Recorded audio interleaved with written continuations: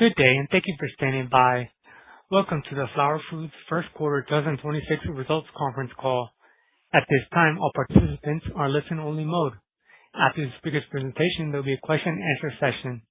To ask a question during the session, you will need to press star 11 on your telephone. You'll then hear an automated message advising your hand is raised. To withdraw your question, please press star 11 again. Please be advised that today's conference is being recorded. I'd like to hand the conference over to your first speaker today, J.T. Rieck, Executive Vice President of Investor Relations. Please go ahead. Good morning. I hope everyone had the opportunity to review our earnings release, listen to our prepared remarks, and view the slide presentation that were all posted earlier on our investor relations website. After today's Q&A session, we will also post an audio replay of this call. Please note that in this Q&A session, we may make forward-looking statements about the company's performance. Although we believe these statements to be reasonable, they are subject to risks and uncertainties that could cause actual results to differ materially. In addition to what you hear in these remarks, important factors relating to Flowers Foods business are fully detailed in our SEC filings. We also provide non-GAAP financial measures for which disclosure and reconciliations are provided in the earnings release and at the end of the slide presentation on our website. Joining me today are Ryals McMullian, Chairman and CEO, and Anthony Scaglione, our CFO. Ryals, I'll turn it over to you. Okay, thanks, JT. Good morning, everybody. Our team continued to execute against a challenging backdrop and softer top-line trends in the quarter, delivering bottom-line results ahead of expectations. We advanced the comprehensive review of our brand portfolio, supply chain, and financial strategy, and I'm very encouraged by the progress we're making there. We sharpened our focus on our core brands, including our nationwide relaunch of Nature's Own, while continuing to strengthen our position in better-for-you segments. We also saw positive trends in premium bread and cake categories, helping us offset some of the ongoing softness in the traditional loaf category, where we underperformed in the quarter. In addition, we took initiatives to drive efficiencies across our supply chain while further strengthening our balance sheet and our financial flexibility. Together, these efforts are positioning us to deliver more consistent and sustainable growth and profitability over the long term. Looking ahead, we'll remain focused on executing this strategy and positioning the business to drive value for shareholders. And I want to thank our team for their continued focus and commitment. And so with that, Marvin, we can open it up for questions. Thank you. At this time, we'll conduct a question-and-answer session. As a reminder, to ask a question, you need to press star 11 on your telephone and wait for your name to be announced. To withdraw your question, please press star 11 again. Please stand by while we compile the Q&A roster. And our first question comes from the line of Jim Salera of Stephens. Your line is now open.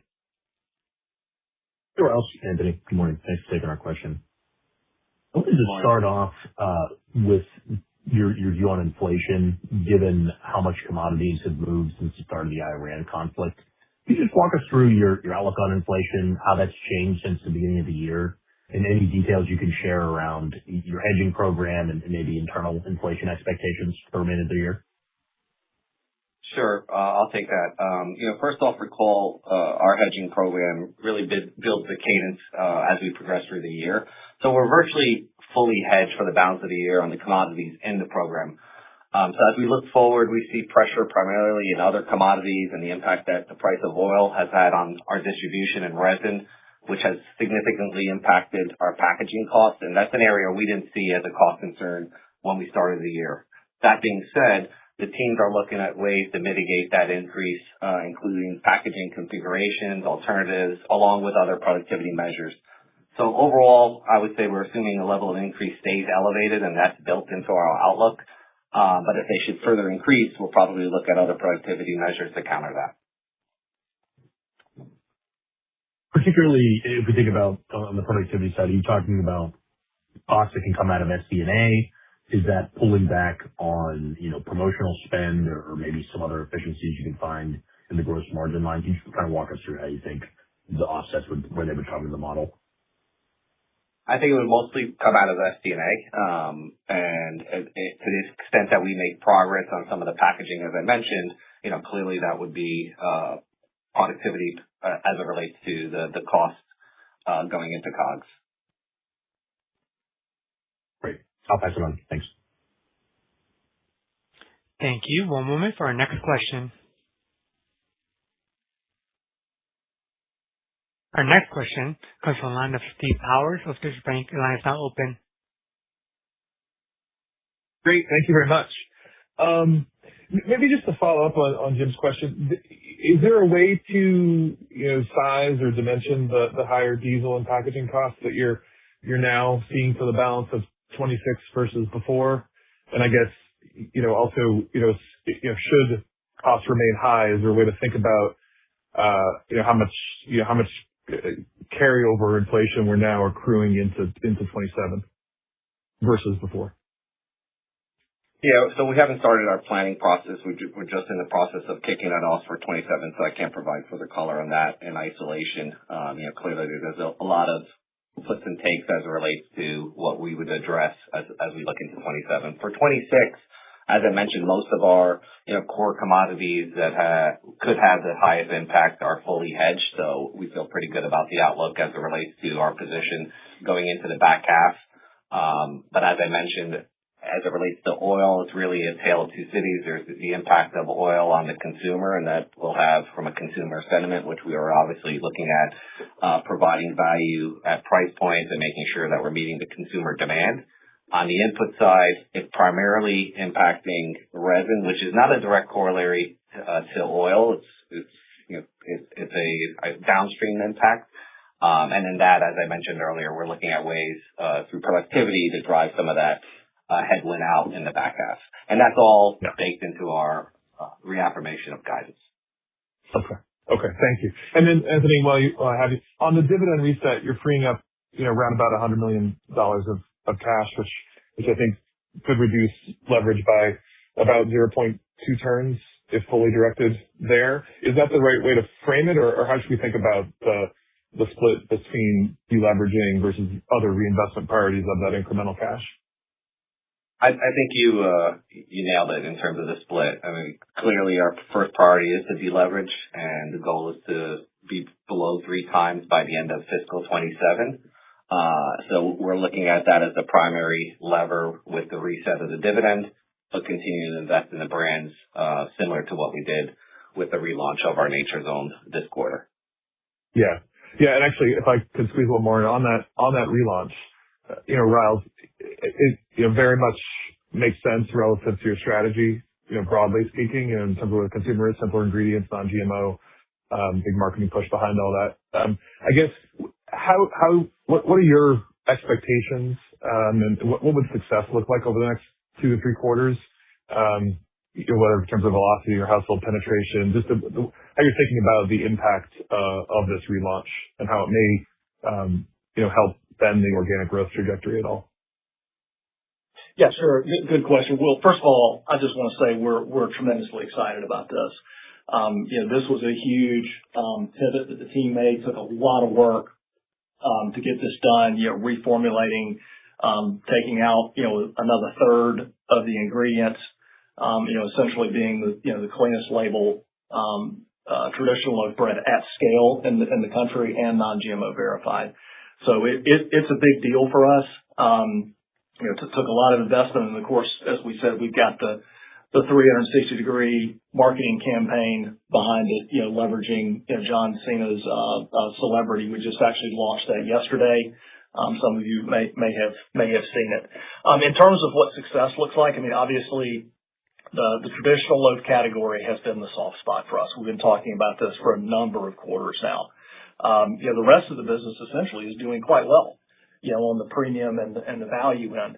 But traditional loaf is approximately 38% of our branded retail. So it's a big segment for us.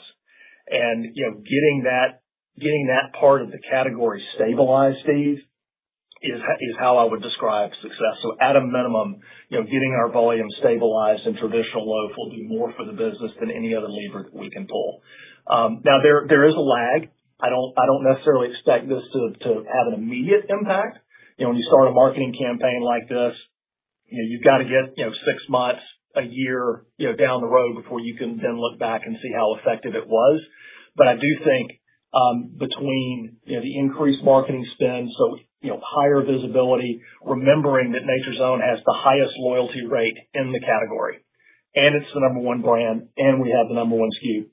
getting consumers' attention and bringing them back to that segment by delivering value in the sense of attributes that resonate with consumers. To me, that's what will drive ultimately our success. But to directly answer your question, success to me is stabilizing volumes in traditional loaf. Yeah, perfect. Thanks for the perspective. Very helpful. Appreciate it. Thank you. One moment for our next question. And our next question comes from the line of Scott Marks of Jefferies. Your line is now open. Hey, good morning, guys. Thanks very much for taking our questions. First thing I wanted to ask about, in the prepared remarks, you noted a number of times about some of the consumer pressures and expectations for kind of headwinds to the top line to persist a bit. So just wondering if you can help us understand within your guidance for the year, what are you embedding in terms of assumptions for volume versus pricing, and how should we be thinking about maybe cadence as we move through the year? So great question. We don't guide to volume, but our guidance assumes, easier volume comps as we progress through the year. We do see some back half increased costs related to some of the input costs I mentioned in both of my prepared remarks and on the last questions. But we expect to continue to have, good overhead and other cost management to help mitigate some of that risk, which is not hedged on the input side. So I would look at it as, we don't expect a recovery necessarily from a volume perspective, but we do have easier comps as we progress throughout the year. Understood. Appreciate that. And then another question would be just on the promotional environment. You made a number of references in the prepared remarks, talked about a little bit more of an intense promotional environment that you believe is unsustainable. And I think you called out some improving trends in certain markets where that has eased a bit. Just wondering if you can dive a little bit deeper into that and help us understand, maybe what supports your view that competitors will pull back on promotions, and how long should we be thinking about this irrational environment to persist? Right. Well, first of all, I would say this. I mean, we've been through periods like this before. I mean, it's not our first rodeo, as they say. We've seen this happen before. It typically has not been sustainable in the past. I think we're all familiar with the affordability issues that the country seems to be going through right now, particularly with the recent spike in gas prices. There's some commentary yesterday from a large retailer on softening consumer sentiment. We saw the Michigan's consumer sentiment report come out at a record low, and so it is a concern, and it's something that we're just going to have to navigate our way through. Having said that, we're taking a long-term view. This company is about building strong brands that deliver significant value to consumers. And when I say value, I don't mean heavily leaning into price. I mean delivering quality, great service, innovation, and differentiation to the consumer. That's our play. We'll continue to run it. Having said that, I know you all have been watching the share and volume dynamics in the syndicated data. I would just remind everyone, we did take pricing late last year, and the pricing gaps have remained a bit wider than we would like in the short term, and that has somewhat affected our volume performance, particularly as you look in the traditional loaf category. However, we did pull back some on promotions and marketing spend in the first quarter because we were saving our dry powder for this big relaunch of Nature's Own. So our calendar will start to heat up to a more normal level as we move through the remainder of the year, and I would expect some of those share trends to begin to improve. And in fact, where we have seen in a few channels where we have seen the price gap start to narrow to a more normalized level, we're already beginning to see those share improvements. Appreciate the color. I'll pass it on. Thank you. One moment for our next question. Our next question comes from the line of Max Gumport of BNP Paribas. Your line is now open. Thanks. Appreciate the question. So you mentioned you're largely covered for commodities that you hedge for in 26.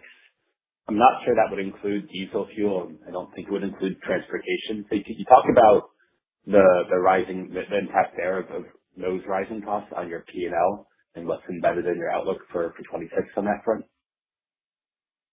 So it's fully embedded in our outlook. And as I mentioned, you're correct. The diesel does have an impact primarily for our fleet, but recall from a DSD network, that cost is actually in our partners. Not that we ignore it, but it's not something that's going to show up necessarily on our P&L.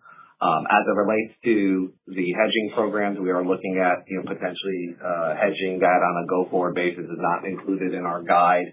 So everything right now, as it relates to the oil impact, and again, it's twofold. It's both on the distribution side as well as on the resin side, fully captured in the guide that we provided. Okay. And any way to just help provide investors with some context in terms of the magnitude we're talking about, in terms of how much incremental costs you are now working to mitigate, given everything that's changed since your fourth quarter results where you first gave us 2026 outlook? I would say, there's a lot of puts and takes, and as mentioned, we have productivity measures as it relates to the packaging, which is an area that entering the year, we didn't expect cost increases. And as you can imagine, we have inventory that we're burning through at a much lower cost. I would say it's roughly about 2 or 3 cents of headwind in the back half of the year associated with, generally speaking, oil and derivatives of oil. Okay, got it. And then similar line of thinking, but just want to finish out this line of thinking, which would be, since you gave guidance, the top line environment has gotten much more challenging, as you've noted. You just talked about how these key commodity costs are rising. It feels like you're saying you're covered for a lot of it. There's some incremental costs coming in the back half, but that you are reaffirming the outlook. And I'm just trying to get a sense for what's allowing you to. It sounds like it's maybe a little bit more visibility on productivity, but anything else I'm missing there?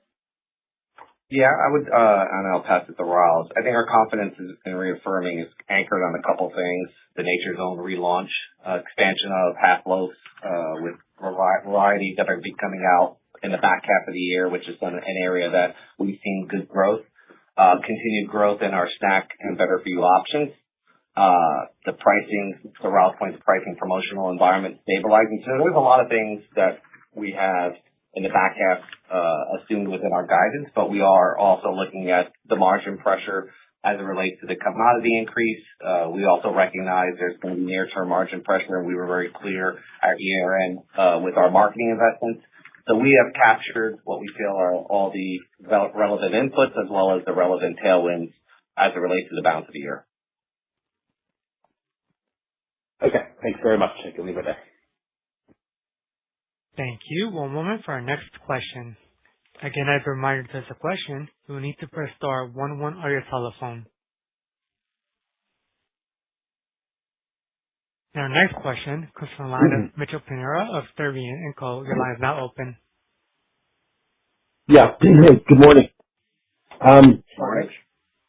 Hey, on the cost management side, and your supply chain savings, is that the extent of your cost efforts, or are there also maybe some fixed asset or capacity changes that you're looking at? So anything more substantial sort of to your sort of baking platform?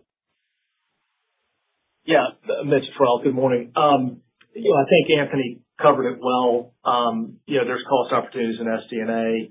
Obviously, there's productivity gains that we expect to deliver this year.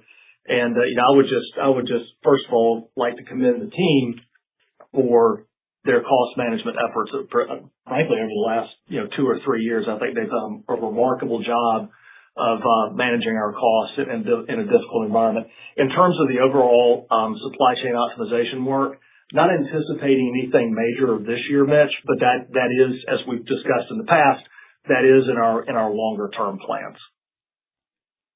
Okay. And then on the CapEx, 115 to 125 million. What are the Can you break that down in the buckets of how that's going to be used this year? Sure. I think I mentioned it on the last call. So the way to think about it is roughly, plus or minus around $2 million per bakery on maintenance. So that should be viewed on a consistent basis as we continue to provide productivity measures within our bakery. Maintenance measures are around $2 million. The remaining CapEx is going to be dedicated to growth, and we see opportunities around product line extensions where we can drive additional value to the customer as well as productivity measures. So that's the way I would break out the bucket of the guide as it relates to CapEx. Okay. And then I guess this final question on food service. Can you just talk about what's going on in your food service business? Sure. I think just like everything else, Mitch, the consumer's pressured, and so there's certainly some traffic pressure. As you know, we've done a lot of work over the last several years to improve the profitability of our food service business, and that continues. So it continues to do well. I would say, more recently it has done a bit better from an overall top line standpoint. So we believe we've got a very solid. It's, as you know, it's a scaled business for us. We think we've got a very solid food service / away from home business, and we'll continue to work to grow it. Are you seeing any improvement there, or is it just sort of same pressure? And maybe would you anticipate potential improvement sort of coinciding with what you see on the branded retail side? Yeah, I mean, like I said, I think more recently, from a top line standpoint, it has improved a little bit. And again, the profitability work that we've done over the last several years has definitely paid some dividends because profitability is quite a bit better than it was. And I think what we'll be watching, overall is overall restaurant traffic and where the trends are headed that way, just given the overall inflationary pressures that the consumer is feeling today. Okay. All right. Well, that's all for me. Thank you very much. Thanks. Thank you. Thank you. I'm showing no further questions at this time. I'll now turn it back to Ryals McMullian, Chairman and CEO, for closing remarks. Okay, great. Thanks everybody for taking time today and joining us for questions. And we very much appreciate your interest in our company. And as always, we'll look forward to talking to you again next quarter. Take care. Thank you for your participation in today's conference. This does conclude the program. You may now disconnect.